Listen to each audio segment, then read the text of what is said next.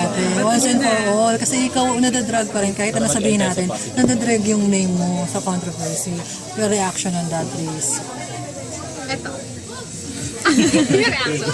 Hindi, una nangako kasi ako. Sige lang, tuloy nyo yan. Yung mga kaibigan din ng reporters. And I promised them na never talaga hindi ako mag-comment about it. Even before sa mga issues ko, I never commented sa mga controversy sa akin. Kasi lalo na kung hindi naman ako dawit, kung hindi ako involved, para sa akin, respeto na lang din kami sa dalawa. Na kung sila hindi nagsasalita, ba't ako magsasalita? Pero I mean personally, kasi ang nangyayari ngayon, yung nakaraan, bumabalik. Hindi ka pa nasasaktan na, kahit ang katagal nang natapos, nadadamay ka pa rin, nadadrag yung name. Hindi, kasi naging kami. Kumbaga, naging parte ako ng buhay niya. So, hindi mo maiiwasan.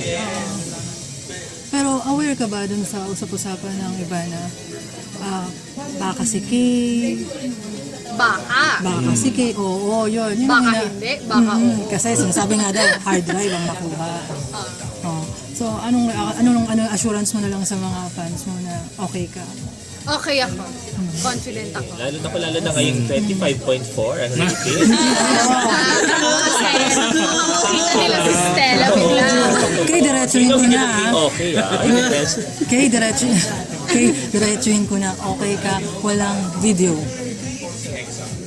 Walang sex video. So wala kang katatakutan. Wala. Wala. Pero meron siyang